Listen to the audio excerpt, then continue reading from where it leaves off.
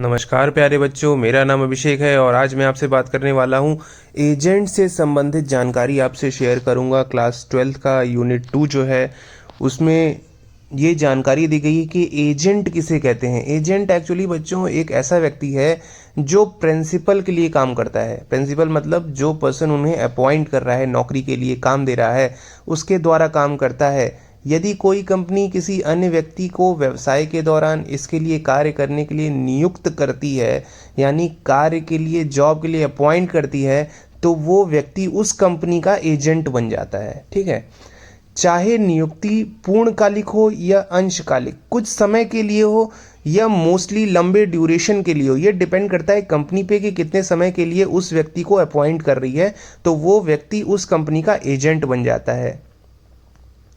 वो या ग्राहक हो या नहीं हो, वो ग्राहक से संपर्क करें या किसी और से संपर्क करें, it depends to agent. Agent को कंपनी से निर्धारित वेतन या शुल्क प्राप्त होता है। अब वो उसके अकॉर्डिंग जो भी अपॉइंटमेंट उनकी हुई है, एजेंट को उसके अकॉर्डिंग उसके पैसे मिल रहे हैं। एक ट्रैवल एजेंसी में किसी भी व्यक्तिगत निदेशक या कर्मचारी या ट्रैवल एजेंसी के लिए काम करने वाला जो भी व्यक्ति है वो कंपनी की टीम के लिए उनके साथ काम करता है। कंपनी की टीम होती है, उसके साथ वर्कआउट कर रहा है, इसी पर्सन को एजेंट कहते हैं।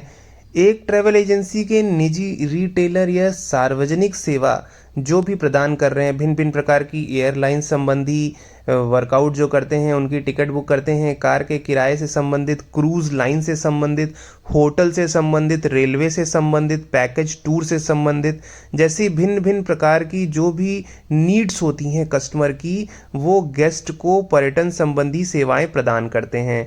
ठीक है, ये तो आपको बहुत अच्छे से पता होगा कि जो भिन्न भिन्न प्रकार की सेवाएं प्रदान कर रहे हैं वो आमतौर पर पर्यटकों के लिए है, और वो उसके साथ ही उनके जो भी व्यवहार हैं उनके अलावा अधिकांश ट्रैवल एजेंसियों के पास व्यापार देना, यात्रियों से व्यवस्था भिन्न भिन्न प्रकार की उन्हें प्रदान करना। कुछ ट्रैवल एजेंसियां केवल कॉमर्शियल और बिजनेस ट्रैवल से संबंधित सेवाएं प्रदान करती हैं। ऐसी ट्रैवल एजेंसियां भी हैं जो विदेशी ट्रैवल कंपनियों के लिए सामान्य बिक्री एजेंट के रूप में कार्य कर रही हैं। उन्हें उन देशों के कार्यालय रखने की अनुमति दी जाती है और मुख्यालय स्थित है जहाँ पे मतलब वो लोग अपना एक तरह से कह सकते हैं कि अपनी ब्रांच ऑफिस खोल देते हैं, और भिन्न भिन्न प्रकार से अंतर्राष्ट्रीय तौर पर वो सभी प्रकार की जो भी क्रियाविधि हैं ट्रैवल एजेंसी वो कर रही हैं, वो कॉमर्शियल भी हो सकती है और बिजनेस पर्पस से भी हो सकती है। तो कॉमर्शियल वो सारे ऑल ओवर डील जो हैं वो अंतर्राष्ट्रीय तौर पर कर रहे हैं। तो ये सारे वर्कआउट जो हैं ये ट्रैवल एजेंसी के द्वारा किए जाते हैं। ट्रैवल एजेंसी की उत्पत्ति British company Cox and Kings को कभी कभी दुनिया की सबसे पुरानी ट्रैवल एजेंसी कहा जाता है, लेकिन उन सेवाओं पर मोस्टली ऑल ओवर वर्कआउट जो हैं अभी भी हो रहे हैं वो टिके हुए हैं, जो 1758 में स्थापित मूल बैंक ने अपने धनी आधुनिक सप्लाई एजेंसी की आपूर्ति की थी। यही सारी जानकारी बच्चों इसमें दी गई है कि the modern travel agency first appeared in the second half of the 19th century. जो भी ट्रैवल एजेंसी थी ये 19th सेंचुरी 19वीं शताब्दी में सेकेंड हाफ में ये सारी चीज़ें स्टार्ट हुई थी, और थॉमस कुक इनसे संबंधित भिन्न भिन्न प्रकार के पैकेज टूर संबंधित ये अपना एक आइडियोलॉजी लेके आ रहे थे, और वो एक प्रकार से चेन बना रहे थे एजेंसीज की last quarter of 19th century में। और ये भिन्न भिन्न प्रकार के चेन्स की मदद से, यानी कि भिन्न भिन्न प्रकार के लोगों की मदद से ये अपना जो लिंकअप है वो बढ़ा रहे थे। अब ये मिडलैंड रेलवे के सहयोग में भी कार्य किया कर रहे थे। उन्होंने न केवल खुद की यात्राओं को जनता को बेचा, बल्कि इसके अलावा अन्य टूर कंपनियों को प्रतिनिधित्व भी किया। अन्य ब्रिटिश अग्रणी ट्रैवल एजेंसियां Dean and Dawson, polytechnic touring association और सहकारी थोक सोसाइटी भी थी। तो इस पर भी थॉमस कुक लोगों ने वर्कआउट किया था, कार्य किया था। उत्तरी अमेरिका के सबसे पुरानी ट्रैवल एजेंसी ब्राउनवेल ट्रैवल है। ठीक है, तो इस पर भी इसकी स्थापना हुई थी, 4 जुलाई 1887 को स्थापित हुई थी वॉल्टर टी के द्वारा। तो ब्राउनवेल ने यूरोपीय दौरे पर 10 यात्रियों का नेतृत्व किया था। जो एसएस देवोनिया से संबंधित जानकारी आपकी किताब में साझा की गई है कि वो न्यूयॉर्क से रवाना हुए थे। इसके बाद 2.3 वाला जो पॉइंट है, इसमें आप देख सकते हैं कि ट्रैवल एजेंसी का संचालन, एक ट्रैवल एजेंसी का मुख्य कार्य एक आपूर्तिकर्ता के रूप में कार्य करता है और यही इनका कार्य है। मोस्टली रूप से जो भी इनका कार्य है, ये सभी चीज़ें हैं कि मुख्य रूप से भिन्न भिन्न प्रकार के जो भी संचालन है ट्रैवल एजेंसी में किए जा रहे हैं, यही इनका कार्य है कि लोगों को सेवाएं प्रदान करना, टूरिज़्म संबंधित एक आपूर्तिकर्ता की ओर से ट्रैवल उत्पादों और सेवाओं की बिक्री करना, अन्य प्रकार से जितने भी व्यापारिक संबंधित वितरित प्रणाली है वो स्टॉक को हाथ में नहीं रखते हैं। पैकेज की छुट्टी या कोई भी टूर के अंतर्गत टिकट और भिन्न भिन्न प्रकार से आपूर्तिकर्ता से नहीं खरीदा जाता है जब तक कि ग्राहक अनुरोध नहीं करता है। छुट्टी या टिकट और खरीदारी से संबंधित उन्हें डिस्काउंट पर लाभ प्रदान किया जाता है ट्रैवल एजेंसी के द्वारा। इसीलिए यह अंतर विश्वसनीय योग्य है कि विज्ञापन एडवर्टीजमेंट होना बहुत ही ज़रूरी है। विज्ञापन का भी एक मूल्य होता है जो ग्राहक भुगतान करता है। बच्चों, यहाँ पे बताया गया है कि ट्रैवल एजेंसीज़ के मेन फंक्शन जो है उससे संबंधित जानकारी दी गई है कि travel agency main function is to act as a agent. ये एजेंट की तरह कार्य करते हैं। भिन्न भिन्न प्रकार की ट्रैवल संबंधी जो भी सुविधाएं हैं ये प्रदान करने का कार्य जो है ये ट्रैवल एजेंसी वालों का है। यही मेन फंक्शन है इनका। सेलिंग ट्रैवल प्रोडक्ट्स यानी टूरिज़्म संबंधी जितनी सेवाएं हैं वो सेल करना। Services on the behalf of supplier, suppliers की मदद से भिन्न भिन्न प्रकार की जो सेवाएं हैं ये प्रदान करना ट्रैवल एजेंसी वालों का मुख्य कार्य है। और यही कार्य जो है consequently unlike other retail business जो रिटेल कर रहे हैं, यानी कि किसी वस्तु को पैकेज को खरीद कर जैसा का जैसा है वही उसमें डिस्काउंट रेट लगाकर वो बेच दे रहे हैं। ठीक है। They do not keep a stock in hand, वो जो स्टॉक है वो अपने हाथ में नहीं रखते हैं, वो तुरंत पैकेज को बेच देते हैं। अ पैकेज हॉलीडे और a ticket is not purchased for a from a supplier unless a customer request that purchase. वो कभी भी सप्लायर से ट्रैवल एजेंसी वाले तुरंत पैकेज नहीं खरीद लेते हैं क्योंकि इससे उनको लॉस होगा। इसलिए हमेशा वो ये ध्यान में रखते हैं कि जब कस्टमर उनसे रिक्वेस्ट करेगा कि सेम डेट में हमें इस तारीख को इस डेट में इतने दिन का टूर करना है, तभी वो पैकेज खरीदते हैं। कस्टमर्स के रिक्वेस्ट पर पैकेज बनाया जाता है, उसी के अंतर्गत उनकी टिकट बुकिंग की जाती है। दी हॉलीडे और ticket is supplied to them at a discount. अब डिस्काउंटेड रेट पर उन्हें सप्लाई किया जाता है। भिन्न भिन्न प्रकार के जो पैकेज हैं उन्हें बुकिंग किया जाता है। The profit is there for the difference between the advertised price which the customer pays. अब हाँ, जो भी पैकेजेस बनाए जाते हैं ट्रैवल एजेंसी के द्वारा उसमें जो भी एडवर्टीजमेंट संबंधित सेवाएं हैं वो सभी उनके प्राइस में ऐड कर देते हैं। जी हाँ, ये सारी कॉस्टिंग जो है वो उनके पैकेज कॉस्ट में इंक्लूडेड कर दी जाती है ताकि कहीं ना कहीं से तो पैसा इन्वेस्ट करना ही है कंपनी वालों को, तो वो कहीं ना कहीं से पैसा निकालेंगे ही। And discounted price at which it is supplied to the agent.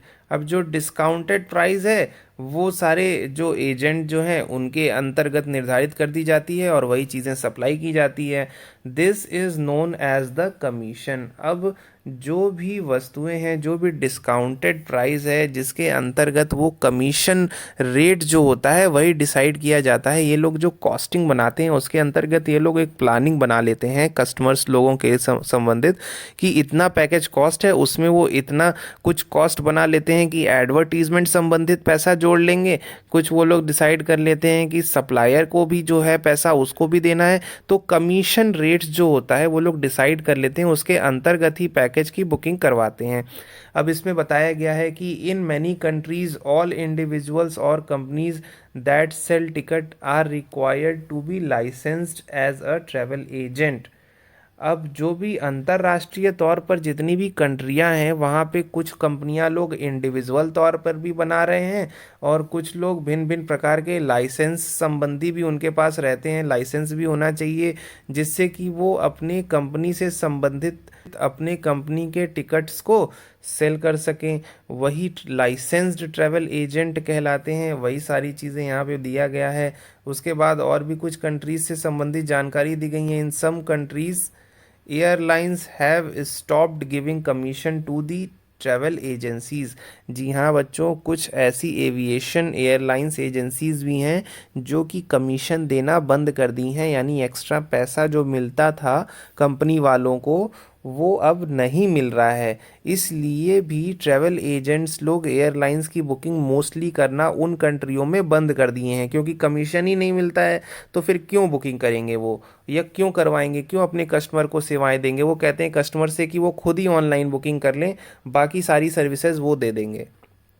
Therefore, travel agencies are now forced to change a percentage premium or standard flat fee पर सेल। भिन्न भिन्न प्रकार के जो भी चीज़ें हो रही हैं, वो जो भी सेवाएं हैं जिसमें कमीशन मिलता है ट्रैवल एजेंट को, उसी वर्क को करते हैं, वही कार्य करते हैं, और उसके अकॉर्डिंग पे ही वो अपने भिन्न भिन्न प्रकार के पैकेज और स्टैंडर्ड संबंधित वो परसेंटेज बनाए रखे हैं।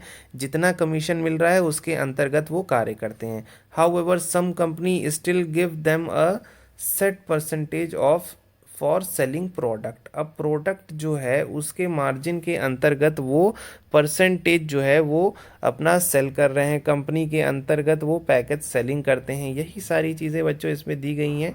इसमें यही बताया गया है ऑपरेशंस ऑफ ट्रैवल एजेंसी में कि भिन्न भिन्न प्रकार के जो ट्रैवल एजेंसी में ऑपरेशन यानी कार्य हो रहे हैं उनसे संबंधित जानकारी इस पूरे जो पैराग्राफ है इसमें दिया गया है। ठीक है, तो इसे आप देख लें। इसमें और भी कुछ जानकारी दी गई है कि जैसे major tour companies can afford to do this. अब कुछ मेजर कंपनीज हैं जो कि इन चीज़ों को अफोर्ड कर लेती हैं, है ना। वो कौन सी चीज़ें हैं, यहाँ पे यही जानकारी दी गई है कि एजेंटों को उपयोग किए बिना विज्ञापन और वितरण अभियानों में संलग्न होने के बजाय ट्रैवल एजेंटों को कमीशन प्रदान करने के लिए भी यह पूरी ऑल ओवर प्रोसेस सस्ता है। इसके अलावा कॉमर्शियल संचालन किए जाते हैं, खासकर बड़ी श्रृंखलाओं या चेन द्वारा। उनमें in house insurance, travel guide books, time table, car rental और ऑनलाइन साइट ब्यूरो डे बदलाव की सेवाएं भी शामिल हो सकती हैं। जो सबसे लोकप्रिय हॉलिडे मुद्राओं एंड चेन का काम कर रही हैं। अधिकांश ट्रैवल एजेंटों की ज़रूरत महसूस हुई है कॉमर्शियल बिजनेस की संभावनाओं के खिलाफ खुद को अपने ग्राहकों से सुरक्षित रखें, या तो वे स्वयं को सुरक्षित रखें या कस्टमर को सुरक्षित रखें। इस बात पर लोग परेशान हैं ट्रैवल एजेंट।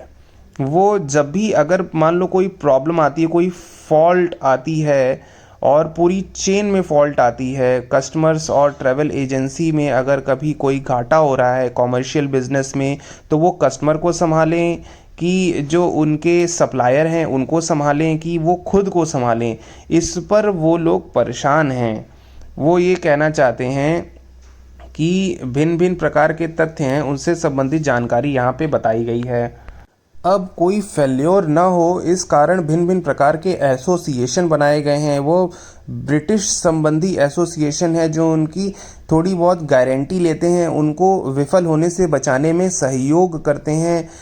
कई ब्रिटिश और अमेरिकी एजेंसियों और टूर ऑपरेटरों को इंटरनेशनल एयर ट्रांसपोर्ट एसोसिएशन यानी आईटा के साथ जोड़ा जाता है, जो हवाई टिकट जारी करने के लिए air travel organization licensing authority ticket और एटॉल में टिकट ऑर्डर करने वालों के लिए बनाई गई है। ब्रिटिश ट्रैवल एजेंट एसोसिएशन ये ABTA एप्टा है, American society of travel agent, ये भी एक एसोसिएशन है जो एक टूर कंपनी की ओर से पैकेज संबंधी हॉलीडे पैकेजेस को बेचा करते हैं। तो ये भिन्न भिन्न प्रकार के एसोसिएशन हैं जो कि बुकिंग संबंधी ये अंतर्राष्ट्रीय तौर पर कार्य कर रहे हैं। वो ब्रिटिशर्स भी हैं, अमेरिकन्स भी हैं, उससे संबंधित कॉमर्शियल बिजनेसमैन है, वो अंतर्राष्ट्रीय तौर पर